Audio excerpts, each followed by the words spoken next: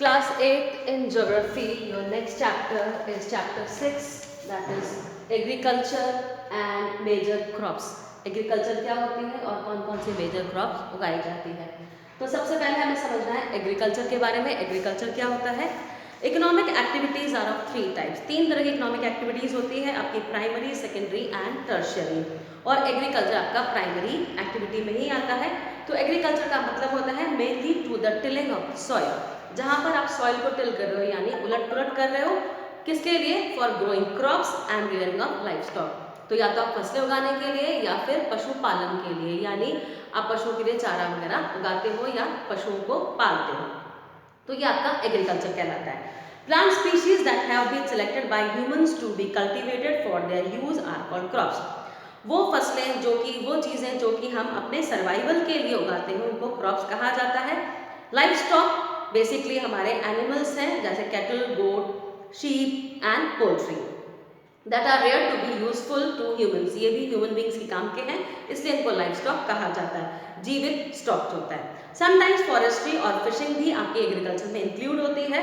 तो एग्रीकल्चर क्या है? Is a source of livelihood for more than half of the world's population. दुनिया की अभी भी आधी से ज़्यादा आबादी अपने सर्वाइवल के लिए मेन सोर्स ऑफ लाइवलीहुड के तौर पे एग्रीकल्चर पे डिपेंड है।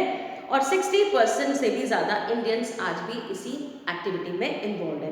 अब कौन कौन से फैक्टर्स हैं जो कि एग्रीकल्चर को इन्फ्लुएंस करते हैं? तो यहाँ पर आपको फैक्टर्स दे रखे हैं, वो है climate, type of soil, relief, topography and socio economic conditions. तो क्लाइमेट के अंदर आपका टेम्परेचर, रेनफॉल, ह्यूमिडिटी और विंड्स आता है। द वार्म ट्रॉपिकल रीजन्स, वो ट्रॉपिकल एरियाज जो कि थोड़े वार्म है, have a growing season all year, यहाँ पर पूरे साल आप फसलें उगा सकते हो।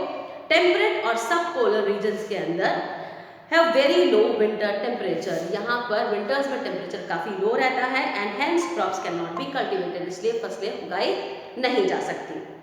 उसके अलावा वीट्स और जो मिलेट्स हैं वो आपके जो लो रेनफॉल वाले एरिया जहाँ पर अबाउट 50 सेंटीमीटर रेनफॉल होती है वहाँ पर उगाई जाती है। राइस और जूट जो है वो हैवी रेनफॉल वाले एरियाज मिनिमम 100 सेंटीमीटर आपको चाहिए वहाँ पर उगाई जाती है। सॉइल रिक्वायरमेंट अगर हम देखें क्रॉप्स के लिए तो वो अलग अलग जो क्रॉप्स है उसके हिसाब से अलग अलग सॉइल की रिक्वायरमेंट होती है। Have different physical and chemical properties. Rice grows well in alluvial soil with a clay subsoil layer. जैसे राइस के लिए हमें फर्टाइल एलुवियल सॉइल चाहिए जिसकी सब सॉइल जो है क्ले, चिकनी होनी चाहिए। द डीप ब्लैक सॉइल्स, गहरी काली मिट्टी जो होती है, जो काफ़ी डेप्थ तक आपको काली मिलती है, वो आपके बेसिकली वॉल्केनिक लावा से बनी होती है और ये कॉटन उगाने के लिए सबसे आइडियल है, कपास के लिए। Calcium content of alluvial soil, alluvial soil में अगर कैल्शियम कंटेंट अच्छा है तो शुगर केन के लिए अच्छी है। Relief and topography are also important factors. उसके अलावा रिलीफ और टोपोग्राफी यानी लैंड फॉर्मेशन कैसे अप्स एंड डाउन्स वाला है, आसपास रिलीफ फीचर्स किस तरह के हैं, वो भी डिपेंड करता है क्रॉप्स के सर्वाइवल के लिए। Though most crops grow well in the low line flat plains, ज़्यादातर फसलें हम निचले लो लाइन फ्लैट प्लेन्स के ऊपर उगाते हैं, वैलीज और deltas. Then tea grows well on hill slopes, चाय पत्ती के लिए हमें हिल स्लोप्स की ज़रूरत पड़ती है क्योंकि यहाँ पर हमें पानी एक्चुअली रुका हुआ नहीं चाहिए, पानी बह के निकल जाए। और टॉप जो फर्टाइल सॉइल है वो भी हमें थिन चाहिए, थिन लेयर चाहिए, शैलो चाहिए, इसलिए जो पहाड़ों की स्लोप्स होती है वो टी ग्रोथ के लिए अच्छी होती है। Because stagnant water harms a crop. Socio economic factors such as technology, उसके अलावा सोशो इकोनॉमिक फैक्टर्स आपके हैं technology, cost of farming, mechanisation, economic conditions of farmer, irrigation facilities, storage, transport, ये सारी भी आपकी फसलों को उगाने में मदद करती है, ये भी इफेक्ट करती है किस तरह की फसलें उगाई जाए।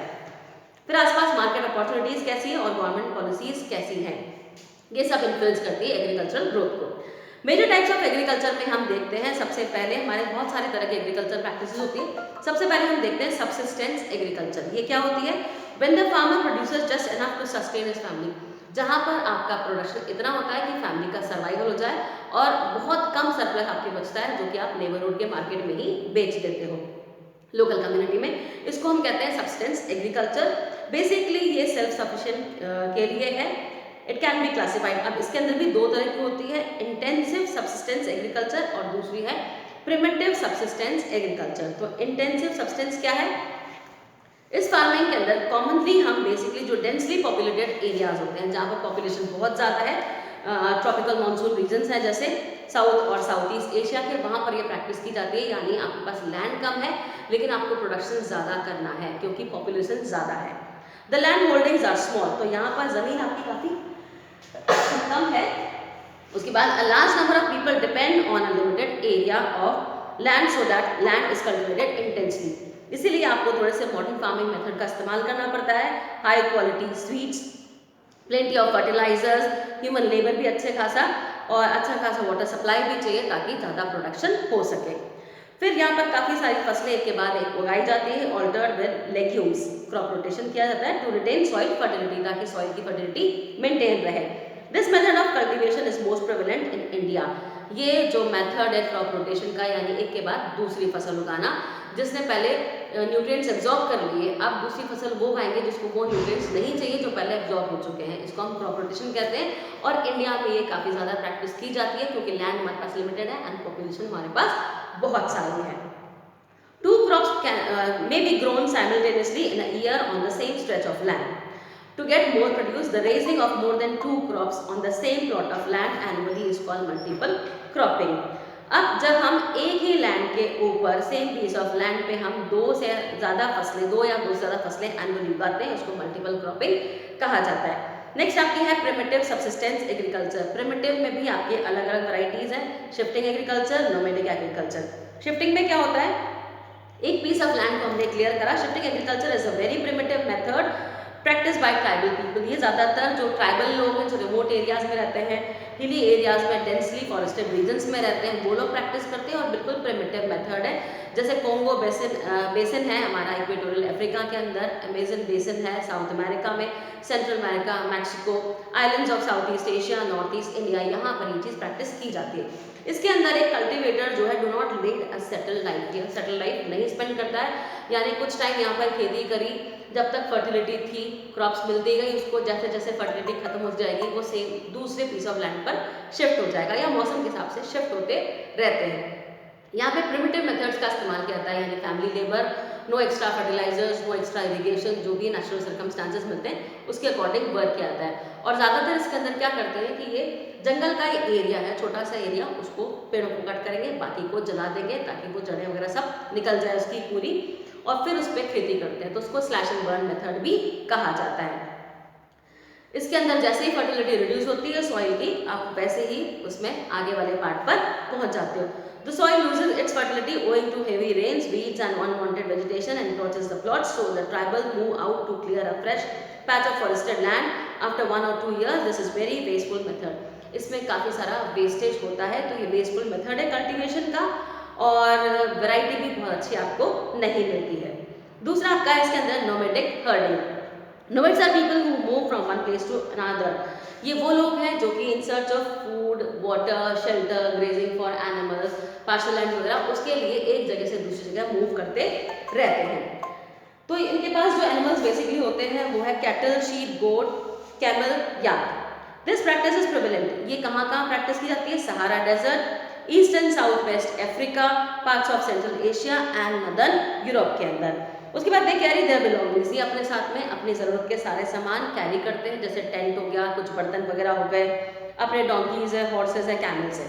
माउंटेन एरियाज जैसे तिब्बत है, एंडीज है, याक और लामा आर रेयर, यहाँ पर ये जानवर पाले जाते हैं। रेनडियर एक लाइफ स्टॉक का काम कर सकता है आर्कटिक एंड सब आर्कटिक एरियाज के अंदर। फिर नेक्स्ट आपकी आती है commercial agriculture. Commercial agriculture basically जो कि स्पेशलाइज्ड मेथड्स हम इसमें इस्तेमाल करते हैं, मॉडर्न जो टेक्निक्स होती है, मैकेनाइज्ड फार्मिंग होती है पूरी तरह से, and it is entirely for profit making, means for market. ज़्यादातर प्रोडक्ट जो है as a raw material industries में यूज़ किया जाता है। तो ये कमर्शियल पर्पस के लिए, इसमें लैंड होल्डिंग की साइज़ काफ़ी बड़ी होती है, डिपेंडेंस आपकी मशीन्स के ऊपर होती है, ट्रांसपोर्ट फैसिलिटीज़ आपको अच्छी चाहिए, उसके अलावा मनी कैपिटल भी इसमें काफ़ी सारा इन्वेस्ट होता है, और फार्मर्स जो है इसमें मशीन्स वगैरह परचेज करने के लिए या अरेंजिंग ट्रांसपोर्ट उसके लिए पैसा खर्च करते हैं। कमर्शियल ग्रेन फार्मिंग में इसमें हम वो अनाज उगा रहे हैं जो कि लार्ज स्केल पे उगाए जाते हैं वर्ल्ड मार्केट के लिए, जैसे आप temperate latitudes, prairies of Canada and USA, वहाँ पर आप देख सकते हैं इस तरह की farming. Steppes Russia, Ukraine, pampas in Argentina, downs in Australia and northern plains of India. जैसे कि स्टेट्स ऑफ पंजाब, हरियाणा, यहाँ पर कमर्शियल ग्रेन फार्मिंग की जाती है, यानी बेचने के हिसाब से मार्केट पर्पस के लिए अनाज उगाए जाते हैं। वीट इसमें सबसे इंपॉर्टेंट क्रॉप है, जो कि यूएसए, ऑस्ट्रेलिया में उगाई जाती है। उसके अलावा रशिया, यूक्रेन एडिशनल क्रॉप्स है यहाँ पर। Oats, oil seeds, sugar beet, ये इंडस्ट्रियल सप्लाई के लिए उगाई जाती है। It is a method of extensive farming method का इस्तेमाल किया जाता है because the per capita availability of land is relatively high, क्योंकि पर कैपिटा ज़मीन पर आपको काफ़ी सारा प्रोडक्शन मिलता है। Most of the work is done by machines, मैंने आपको बोला मॉडर्न मैकेनाइज्ड फार्मिंग मेथड्स का इस्तेमाल होता है। इसके अंदर ही आपके नेक्स्ट जो है वो है मिक्स्ड फार्मिंग। कमर्शियल में मिक्स्ड फार्मिंग क्या है? जहाँ पर आप लाइफ स्टॉक रियरिंग के साथ क्रॉप कल्टीवेशन भी कर रहे हो, आप पशुपालन भी कर रहे हो और अनाज भी उगा रहे हो, उसको हम कहते हैं mixed farming. The farmers grow cereals and vegetables along with fodder, यहाँ पर पशुओं के लिए चारा भी उग रहा है और इंसानों के लिए सीरियल्स और वेजिटेबल्स भी उगाई जाती है।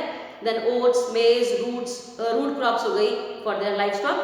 Then equal emphasis is given to crop cultivation and rearing, यहाँ पर क्रॉप कल्टीवेशन और रेयरिंग दोनों को इक्वल इंपॉर्टेंस दी जाती है, चाहे कैटल, शीप, पिग, पोल्ट्री कुछ भी हो। Crop rotation retain soil fertility, और क्रॉप रोटेशन भी होता है तो सॉइल की फर्टिलिटी भी मेंटेन रहती है। Mix farming is generally followed in the densely populated areas, ये जो मिक्स फार्मिंग है आपकी हैवी पॉपुलेशन वाले एरियाज जैसे Europe, eastern north America, Argentina, south east Australia और साउथ अफ्रीका में की जाती है। फिर उसके बाद अगला है आपका कमर्शियल फार्मिंग में ही plantation agriculture. It is mostly practice in the, ये ट्रॉपिकल और सब ट्रॉपिकल एरियाज में ज़्यादा प्रैक्टिस की जाती है। ये भी कमर्शियल फॉर्म ऑफ एग्रीकल्चर है जो कि यूरोपियंस के द्वारा इंट्रोड्यूस किया गया था नियरली 2 centuries अगो। इस फार्मिंग के अंदर one crop is produce, large scale पर एक ही फसल उगाई जाती है। लार्ज एस्टेट्स होते हैं, साइंटिफिकली इनको मैनेज किया जाता है एफिशिएंटली, जैसे इंडस्ट्रियल यूनिट्स होते हैं उस तरह से। इसमें भी कैपिटल इन्वेस्टमेंट काफ़ी सारा होता है क्योंकि आपको सस्ती लेबर भी हायर करनी है, इसके लिए स्किल्ड और एंड लोकल और इम्पोर्टेड लेबर, ये लेबर आपकी स्किल्ड भी चाहिए, इम्पोर्टेड भी चाहिए, यानी दोनों तरह की चाहिए। उसके अलावा अरेंजिंग ट्रांसपोर्ट फैसिलिटीज़, क्योंकि इंडस्ट्रियल पर्पस के लिए ज़्यादा होता है तो ट्रांसपोर्टेशन भी चाहिए। फिर rubber, tea, coffee, sugar cane and spices, ये मेन क्रॉप्स है जो कि प्लांटेशंस में उगाई जाती है और ये प्रोडक्ट सारा नेशनल और इंटरनेशनल दोनों ही मार्केट में जाता है। इसके अलावा कुछ और फार्मिंग जो हम प्रैक्टिस करते हैं उसमें आपका है pastoral farming. It has 2 forms। Pastoral farming 2 तरीके की होती है, cattle ranching, meat and dairy farming for milk and milk products. तो कैटल रांचिंग में हम क्या कर रहे हैं, उन पशुओं को पाल रहे हैं जो कि मीट और डेयरी प्रोडक्ट्स के लिए हमारे पास काम आएंगे, इनसे मिल्क और मिल्क प्रोडक्ट हमको मिलेगा। फिर कैटल आर रेयर्ड, इसमें जो हम पशुपालन कर रहे हैं वो मीट के लिए भी हो सकता है और मिल्क प्रोडक्ट्स के लिए भी हो सकता है। तो मीट के लिए ड्रायर पार्ट्स जो हैं, जो सूखे इलाके हैं वहाँ पर किया जाता है on specialised ranches which have slaughter houses, जहाँ पे इनको जो काटने वाटने की फैसिलिटीज़ भी होती हैं, मीट पैकिंग का भी होता है, फ्रीजिंग फैसिलिटी भी होती है और transport network connecting markets and ports, वो सब भी अवेलेबल होती है। डेयरी फार्मिंग में आपका है develop to meet the needs of large urban areas, इसके अंदर हम मिल्क प्रोडक्ट्स पे डील करते हैं, लार्ज अर्बन एरियाज और इंडस्ट्रियल यूनिट्स को कनेक्ट करते हैं। मिल्क एक पेरिशेबल आइटम है, जल्दी खराब हो जाता है, इसलिए हमको एक एक्सीलेंट ट्रांसपोर्ट फैसिलिटी की ज़रूरत पड़ती है, रेफ्रिजरेटेड टैंकर्स की ज़रूरत पड़ती है।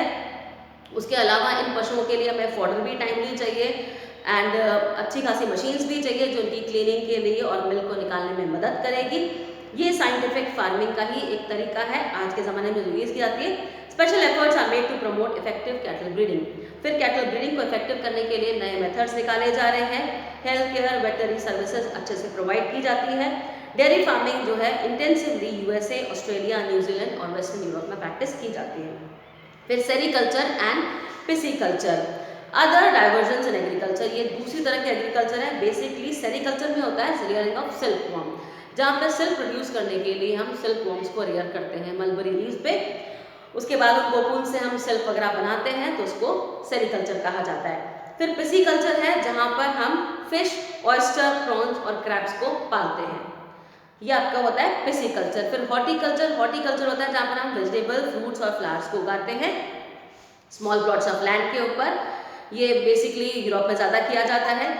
तो हॉर्टिकल्चर हो गया। विटिकल्चर जब हम ग्रेप्स को उगाते हैं, कल्टीवेशन ऑफ ग्रेप्स, ये फ्रांस, इटली, स्पेन में ज़्यादा किया जाता है और उसके अलावा मेडिटेरेनियन कंट्रीज़ के अंदर भी well irrigated lands of California, वहाँ पर olives, grapes, figs, oranges, prunes and apricots ये कमर्शियली उगाए जाते हैं Canning, juice and wine production के लिए।